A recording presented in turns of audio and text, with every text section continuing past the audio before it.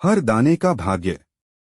एक समय की बात है कि श्री गुरु नानक देव जी महाराज और उनके दो शिष्य बाला और मर्दाना किसी गांव में जा रहे थे। चलते चलते रास्ते में एक मकई का खेत आया। बाला स्वाभाविक बहुत कम बोलता था, मगर जो मर्दाना था वो बात की नींव उधेड़ता था। मकई का खेत देखकर मर्दाने ने गुरु नानक जी महाराज से सवाल किया कि बाबा जी, इस मकई के खेत में जितने दाने हैं क्या वो सब पहले से निर्धारित कर दिए गए हैं कि कौन इसका हकदार है और यह किसके मुंह में जाएंगे? तो इस पर गुरु नानक जी महाराज ने कहा, बिल्कुल, इस संसार में कहीं भी कोई भी खाने योग्य वनस्पति पर मोहर पहले से ही लग गई है और जिसके नाम की मोहर होगी वही जीव उसका ग्रास करेगा। गुरु जी की इस बात ने मर्दाने के मन के अंदर कई सवाल खड़े कर दिए। मर्दाने ने मकई के खेत से एक मक्का तोड़ लिया और उसका एक दाना निकालकर हथेली पर रख लिया और गुरु नानक जी महाराज से यह पूछने लगा, बाबा जी, कृपा करके आप मुझे बताएं कि इस दाने पर किसका नाम लिखा है।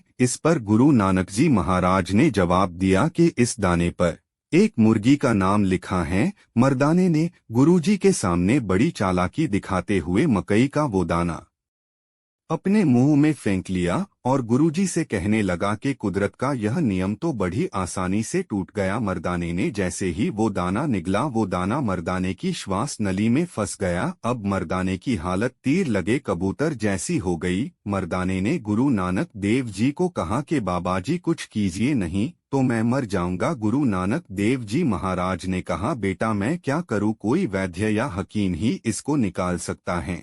पास के गांव में चलते हैं, वहां किसी हकीम को दिखाते हैं। मर्दाने को लेकर वो पास के एक गांव में चले गए। वहां एक हकीम मिले। उस हकीम ने मर्दाने की नाक में नसवार डाल दी। नसवार बहुत तेज थी। नसवार सूंघते ही मर्दाने को छींके आनी शुरू हो गई। मर्दाने के छींकने से मकई का वो दाना गले से निकलकर बाहर गिर गया। जैसे ही दाना बाहर गिरा, पास ही खड़ी मुर्गी ने झट से वो दाना खा लिया। मर्दाने ने गुरु नानक देव जी से क्षमा मांगी और कहा, बाबा जी, मुझे माफ कर दीजिए, मैंने आपकी बात पर शक किया। हम इस त्रिलोकी में फंसे हुए अंधे कीड़े हैं जो दर दर की ठोकरें खाते हैं और हम खुद को बहुत सयाना समझते हैं। बड़े अच्छे भाग्य से हमें यह शरीर मिला, बड़े भाग्य से सेवा मिली, सत्संग मिला और मुर्शिद ने हम जैसे कीड़ों की जिम्मेदारी लेकर नाम दान की बख्शीश भी कर दी। हमें बिना किसी तर्क वितर्क कैसे क्यों कहाँ को छोड़कर गुरुजी का हुक्म मानना चाहिए।